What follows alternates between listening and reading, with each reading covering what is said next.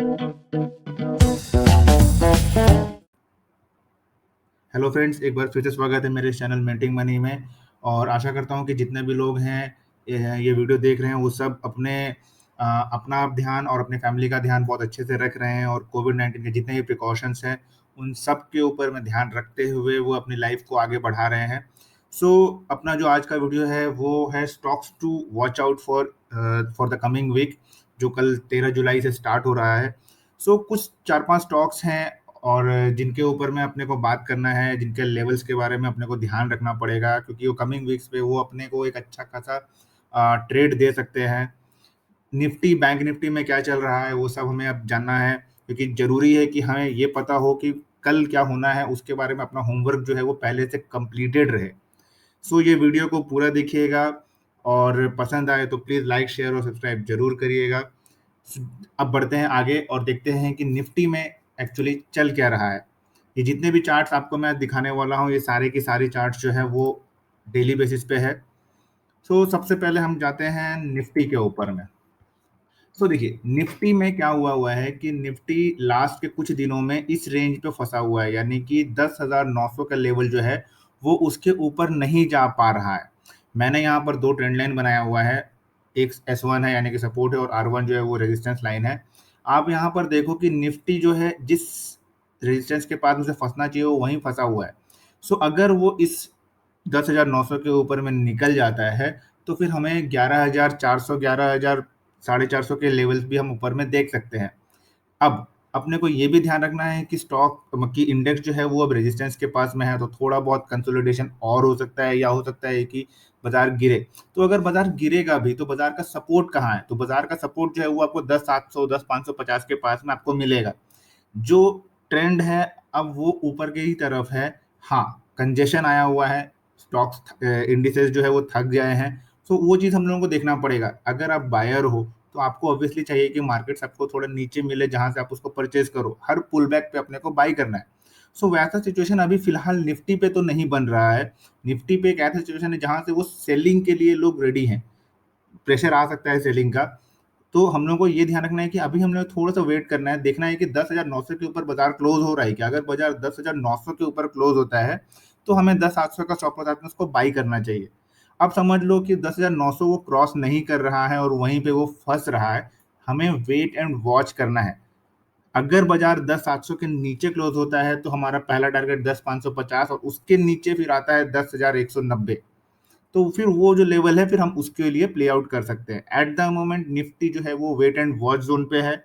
Aggressive players को भी wait करना चाहिए। इस पे जल्दी मूव अभी फिलहाल, जब तक इसमें एक डिसाइसिव मूव नहीं निकले, नए प्लेयर्स को एंटर नहीं करना चाहिए। सेकेंडली बैंक निफ्टी अगर आप देखोगे तो यहाँ पर स्टोरी जो है वो थोड़ा अलग है, थोड़ा सा डिफरेंट है। क्यों? क्योंकि देखिए यहाँ पर जो आप निफ्टी के चार्ट्स में देख रहे थे, वहाँ पर ऊपर की तरफ में उसे कोई परेशानी नहीं हो रही थी। वो एक अच्छा ट्रेंड लाइन के साथ में चल रहा था। बट यहाँ पर आप देखो कि इस लाइन के साथ में वो बहुत ही क्लोज़ हो चुका है। सो अभी जो बाज़ार बंद हुआ है 22,400 के अराउंड, अब वहाँ से हो सकता है कि अगर बाज़ार ने ट्रेंड लाइन तोड़ा तो फिर वो 20,300 के लेवल तक भी आ सकते हैं। 20,500 जो लेवल है इसके, अगर 22,000 का लेवल टूट जाता है तो 20,300, 20,500 जो लेवल है, हम यहाँ के इसके अराउंड आ सकते हैं, क्योंकि बीच में और कोई लोग नहीं है। अपसाइड में कहाँ है? अगर बाजार ने इस कंजेशन एरिया को पार कर लिया, ये जो एरिया है यहाँ पर बहुत ज्यादा प्रेशर मिलेगा 23,100 से 23,300 के लेवल के आसपास। अगर उसको वो क्रॉस कर जाता है तो फिर हमारे लिए 25,800 का लेवल बनता है बैंक निफ्टी पे।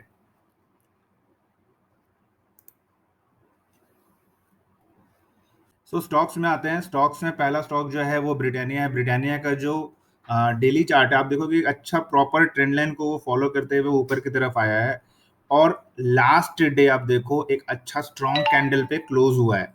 वॉल्यूम्स भी ठीक ठाक हैं, उल्टा हैवी है, और ट्रेंड लाइन के साथ ही साथ वो धीरे धीरे ऊपर जा रहा है। ये एक रेंज था जिसमें ये स्टॉक जो है फंसा हुआ था। पहले देखो यहाँ पे थोड़ी देर फंसा रहा, फिर अब यहाँ पे फंसा है, तो अब इसके बाद इसने क्लोज किया, यानी कि जो ये 200 पॉइंट का जो ये जो ब्रैकेट बना हुआ था यहाँ पे, जहाँ पे वो फंसा हुआ था, वो उसने उसके ऊपर क्लोज दिया है। सो मेरे लिए ये स्टॉक बाई है।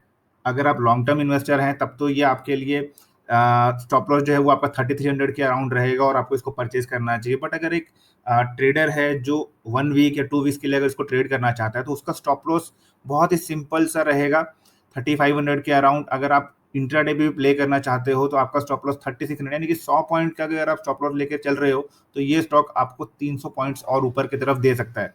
So for me Britannia is a by for a target of 4100। ध्यान रखिएगा ये स्टॉक जो है आपको 3600 के स्टॉप लॉस से परचेज करना है अगर आप वीकली बेसिस पे काम कर रहे हो। अगर आप इसको लॉन्ग टर्म रख रहे हो तो अगर ये स्टॉक 3300 नहीं ब्रेक करता है तो फिर आपको इसमें एक अच्छा खासा टारगेट 4700 4800 तक मिल सकता है। सो ब्रिटानिया को अपने होमवर्क लिस्ट पे रखिएगा, कल के वॉच लिस्ट में इसको रखिए और इसको देखिए इसमें ट्रेड बन रहा है, इसने अच्छा क्लोज दिया है। सो मेरे हिसाब से ये स्टॉक जो है ये ऊपर की तरफ है और बहुत अच्छा मूव अपने को आने वाले दिनों में मिलेगा।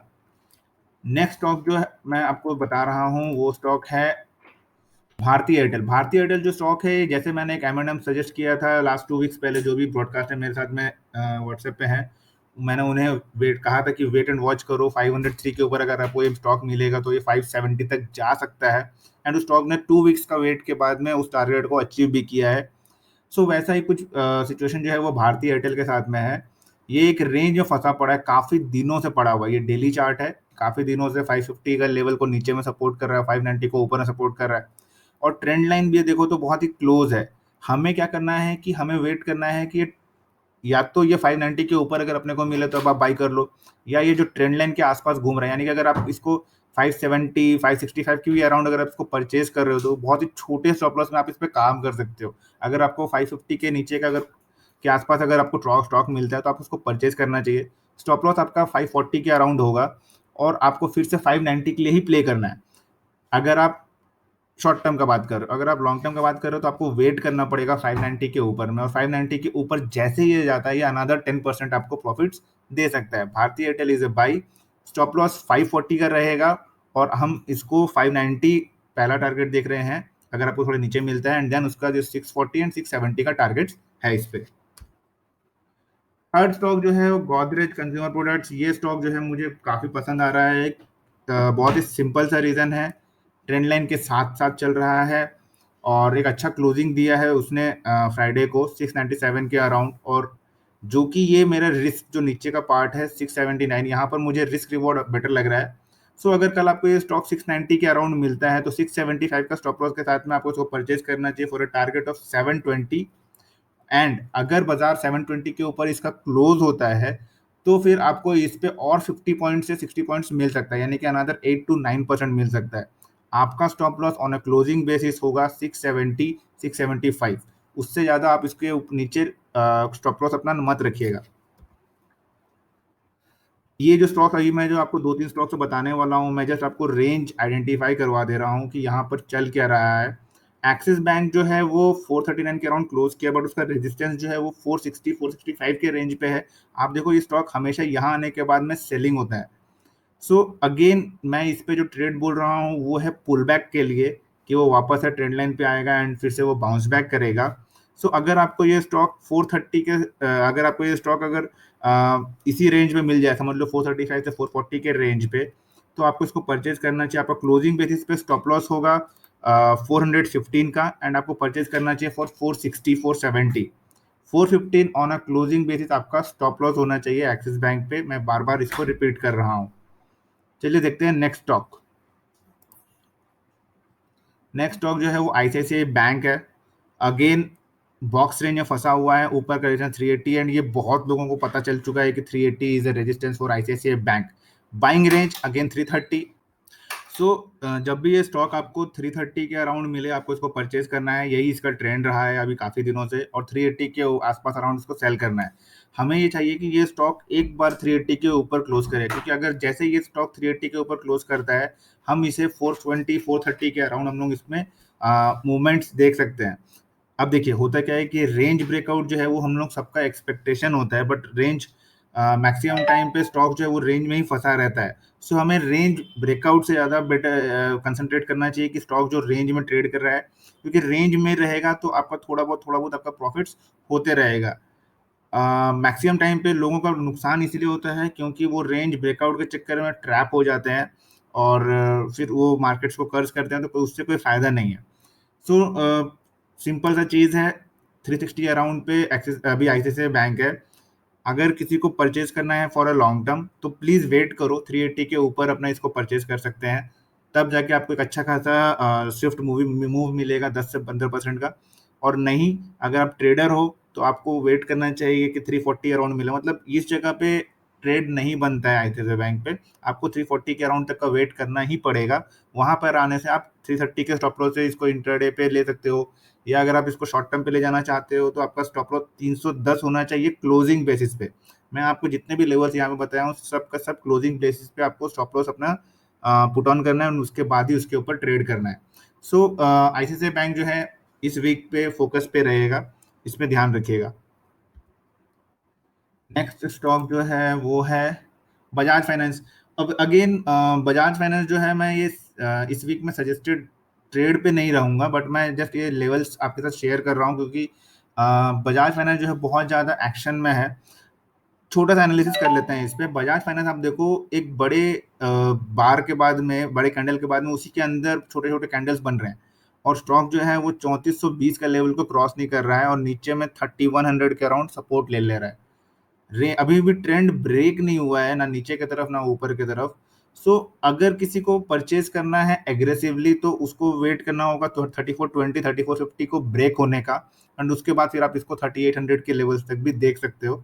एंड डाउन साइड में आपको ध्यान रखना है कि 3100 आपका स्टॉप लॉस होगा, अगर आप बायर हो मार्केट्स में, बायर हो बजाज फाइनेंस में। अगेन समझ लो कि ये 3100 का स्टॉक के नीचे स्टॉक क्लोज हो गया और बंद हो गया, तो ये जो गैप है 300 पॉइंट का, उतना का आपको फॉल नीचे मिल जाएगा। सो आपका जो होमवर्क है इस स्टॉक पे वो ये सिंपल सा चीज़ है, 3420 के ऊपर मिले तो अपने को परचेज करना है फॉर 3800। अगर आपको स्टॉक 3100 के नीचे मिलता है, क्लोज हो जाता है, तो फिर आपको इस पे सेलिंग ट्रेड्स आपको खोजना पड़ेगा। स्टॉक कॉन्ट्रैक्शन में है लास्ट वीक से, ठीक है। सो ये कुछ स्टॉक्स थे जो इस वीक फोकस पे रहेंगे, और not because of news, only because of charts and technical analysis. बहुत ही सिंपल सा एनालिसिस किया हूँ क्योंकि होता क्या है कि लोगों को जितना ज़्यादा आप चीज़ समझाते हो वो समझने से ज़्यादा वो उस पर कंफ्यूज हो जाते हैं। मैंने यहाँ पे कोई बड़े बड़े इंडिकेटर्स नहीं लगाए हैं, एक सिंपल प्राइस एक्शन पे काम किया है। सो आपको भी उसी हिसाब से अपने आप को मैनेज करना होगा और अपने स्टॉक्स को सिलेक्ट करना होगा। आपका जो होमवर्क है वो मैंने कर दिया है। सो होपफुली ये आपको हेल्प करेगा कमिंग वीक पे ट्रेड्स लेने को भी। अगर किसी को कुछ प्रॉब्लम है या कुछ भी है तो नीचे व्हाट्सएप नंबर दिया हुआ है कमेंट बॉक्स सेक्शन पे, वहाँ से आप उसमें मुझे मैसेज कर सकते हो, और फिर मैं आपको ब्रॉडकास्ट पे ऐड कर लूँगा और आपको लाइव अपडेट्स मिलते रहेगा वहाँ पर। टेलीग्राम चैनल का जो लिंक है वो भी मेंशन्ड है नीचे डिस्क्रिप्शन बॉक्स पे, आप वहाँ से उसको ले सकते हैं। So till then tata bye bye, and मिलते हैं नेक्स्ट वीक एक और अच्छे ट्रेड्स के साथ में। प्लान कर रहा हूँ कि कुछ थियोरेटिकल या कंसेप्चुअल ट्रेनिंग जो होता है जो स्टॉक मार्केट का, वो उसके ऊपर भी थोड़ी बहुत वीडियोस बनाऊं। सो देखते हैं, वो फिलहाल अभी बन रहा है, कंप्लीट होने से मैं इन्फॉर्म कर दूंगा। तब तक के लिए tata bye bye, and have a safe life. Bye bye.